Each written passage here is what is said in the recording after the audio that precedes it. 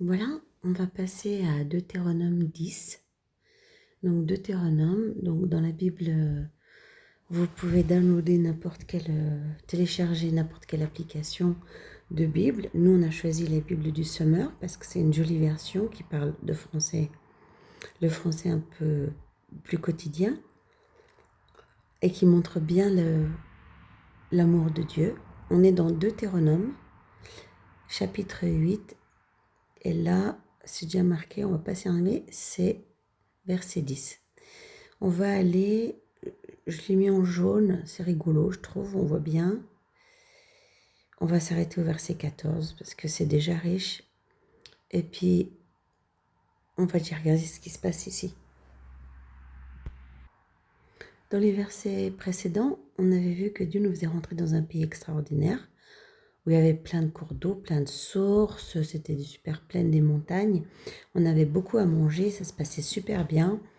On avait vraiment la vie de mecs riches dans un pays super riche. On arrivait à faire pas mal de business grâce au fer et au cuivre. Et donc, en fait, on était vachement bien situés par rapport à nos voisins. Comme on avait bien à manger, on avait certainement la chance de se nourrir soi-même et de manger, tu vois, un pays où tu ne manques de rien. Donc, on était vraiment bien. Et ça se trouve, on arrivait même à exporter. Donc, on était assez fort. On avait une certaine réputation internationale. Et puis, pour soi-même, dans le monde spirituel, on avait un lieu nouveau qui était un pays qu'on ne connaissait pas, un bon pays, tu vois, c'est marqué là.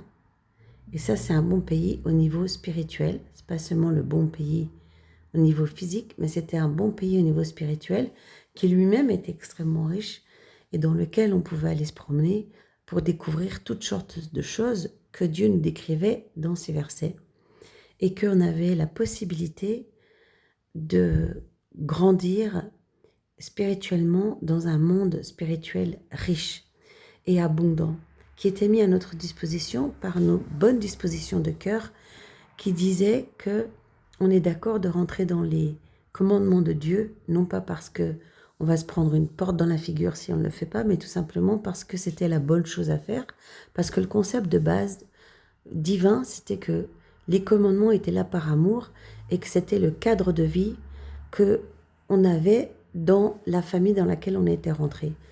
C'était les règles de la tribu dans laquelle on rentrait et que ces règles, en fait, elles étaient bonnes et que la volonté du Père pour nous, c'était de rentrer dans ces commandements, mais parce que la conséquence, c'est qu'on obtiendrait toutes ces choses qui auraient été mises à notre disposition et qui nous rendraient riches physiquement, naturellement, mais aussi riches spirituellement. Voilà, et ça, c'est le plan de Dieu pour l'être humain, depuis le début de la création. Et ce le sera jusqu'à la fin. Également, on avait vu la notion du fait que on a eu traversé un désert, mais que dans le désert, on était fort. Ça, c'était les enseignements précédents de ce verset. Et on était rendu fort par le fait que on était soutenu par les commandements que le Père nous avait donnés et qui, au niveau spirituel, nous nourrissaient. Ça nourrissait notre être. Et le naturel connaissait la récompense de la vie spirituelle. Et donc, même si on traversait des déserts, on n'était pas abandonné, quelqu'un veillait sur nous, quelqu'un nous nourrissait, il faisait en sorte que l'on reste habillé et on ne s'abîmait pas les pieds à marcher dans ce désert. On pouvait continuer à traverser le désert jusqu'à ce qu'on arrive dans ce fameux pays harmonieux et merveilleux du monde spirituel dans lequel il souhaite que nous vivions en permanence. Et rapidement, on expliquait que c'est par Christ Jésus que nous avons la possibilité de réconcilier l'être vivant humain avec le Créateur éternel qui est Père et qui est Roi à la fois et qui ne quitte jamais sa fonction de Roi et qui ne quitte jamais sa fonction de Père. Et là, dans le verset 10, le Père donc résume ce qu'il vient de dire et nous allons le lire. « Ainsi tu jouiras de ses biens et tu mangeras à satiété et tu béniras l'Éternel, ton Dieu, pour le bon pays qu'il t'aura donné. » Je veux juste souligner une chose, c'est que ça, c'est un décret. C'est un décret royal. C'est pas une question de savoir si ça va t'arriver, ça. Ainsi tu jouiras de ses biens, tu mangeras à satiété et tu béniras l'Éternel ton Dieu pour le bon pays qu'il t'aura donné. C'est une chose qui va arriver quand tu marches dans ses voies et quand tu es dans la volonté de l'Éternel. Lisons la suite. Garde-toi d'oublier l'Éternel ton Dieu et de négliger d'obéir ses commandements, à ses ordonnances et à ses lois que je te donne aujourd'hui. Si tu manges à satiété, si tu te construis de belles maisons et que tu y habites, si ton gros et ton petit bétail se multiplient, si ton argent et ton or s'accumulent, si tous tes biens s'accroissent, prends garde de ne céder à l'orgueil et d'oublier l'Éternel ton Dieu qui t'a fait sortir d'Égypte, du pays où tu étais esclave. On va s'arrêter là. Une fois qu'il t'a résumé ce qui t'attend, il te donne un petit conseil. Garde-toi d'oublier l'Éternel ton Dieu et de négliger d'obéir à ses commandements, à ses ordonnances et à ses lois que je te donne aujourd'hui. Garde-toi d'oublier l'Éternel ton Dieu et de négliger d'obéir à ses commandements. Vous n'avez pas l'impression qu'il parle de quelque chose qu'il connaît déjà? Moi, j'ai l'impression que le gars, il connaît, qu'il a déjà eu une expérience comme ça avec certaines personnes. Quand il me dit ça, je me dis, tiens, pourquoi il me dit ça? C'est marrant, non? Garde-toi d'oublier l'Éternel ton Dieu et de négliger d'obéir à ses commandements, ses ordonnances et ses lois que je te donne aujourd'hui. On est d'accord quand on se rappelle que il a donné ses commandements, ordonnances et lois parce que, comme on a dit il y a 30 secondes en arrière, il y a 3 minutes, c'est parce que c'était bien pour nous. Et que pour avoir tout ça là-haut, il faut faire ce qui a marqué là. Attends, j'y arrive pas. Là et là. D'accord? Et là. Commandement, ordonnance et loi. C'est pour ça que tu as eu tout ce que tu as eu. D'ailleurs, regarde, il va t'expliquer. Si tu manges à satiété et tu te construis de belles maisons, oui, et que tu y habites, si ton gros et ton petit bétail se multiplient et ton argent et ton or s'accumule, oui, et si tous tes biens s'accroissent, oui. Bah toi tu dis, bah c'est cool. Bah ouais, bah c'est super. Bah dis oui, c'est super, bien sûr, puisque c'est moi qui veux que ça t'arrive, bien sûr, c'est top. Bah ouais, c'est super, c'est vraiment top. Moi je trouve ça génial. Alors moi je vais suivre tes commandements, ça va être top. Je vais avoir une vie super cool. Tu te construis de belles maisons. Purée, je peux en avoir plus qu'une. Elles sont grandes et belles. Et je peux y habiter tout partout, c'est que j'ai envie. Oh, c'est trop génial. T'as du gros, du petit bétail, ils se multiplient. Je peux les vendre. Et puis après, avec ça, je peux acheter d'autres trucs. Et puis ton argent et ton or s'accumulent. Ça veut dire que je vais devenir vraiment super riche. Ça va être trop génial. Et tout est bien, ça croisse. Ben là, c'est pas seulement les maisons, hein. Je pourrais acheter des champs, des voitures.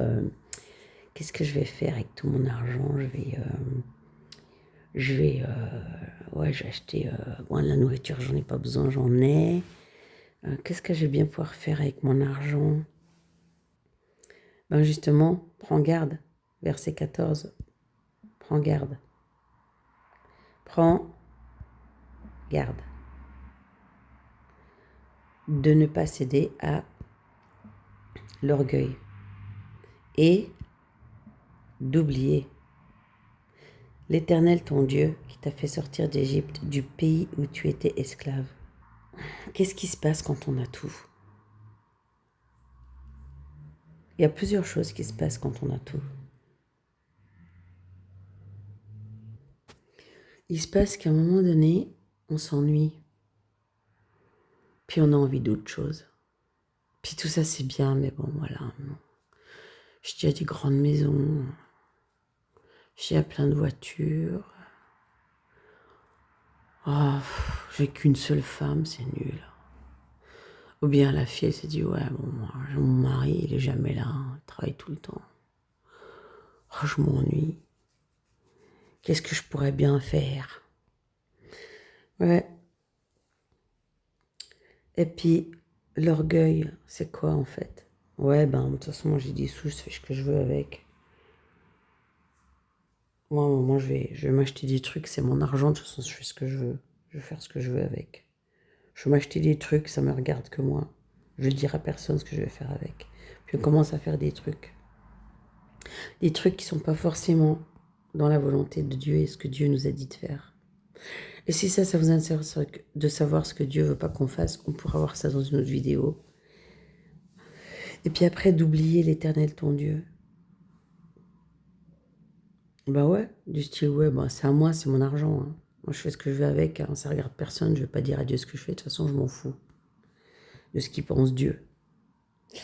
Ben oui, quand on a beaucoup de choses, malheureusement, c'est une faiblesse qui peut venir sur beaucoup d'entre nous, c'est qu'on change d'attitude et qu'on oublie qu'un jour, on était dans les lieux déserts, qu'on a été esclave. Alors pareil, on est toujours dans le monde physique et le monde spirituel.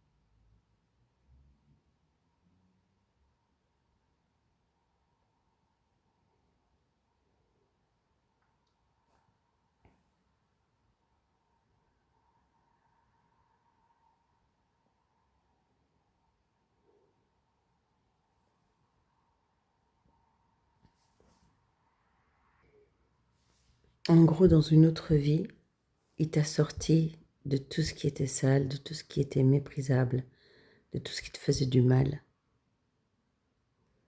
Et toi, dès que tu as commencé à manger des choses un peu sucrées, que tu as eu assez à manger, que tu as rempli tes coffres dans des grandes maisons, tu t'es dépêché de l'oublier. Et Dieu te dit, méfie-toi de toi-même. Car le pire ennemi dans cette histoire, c'est toi. Tu es ton pire ennemi. J'ai voulu dire ton pire ennemi dans cette histoire, c'est toi-même. Dieu te dit.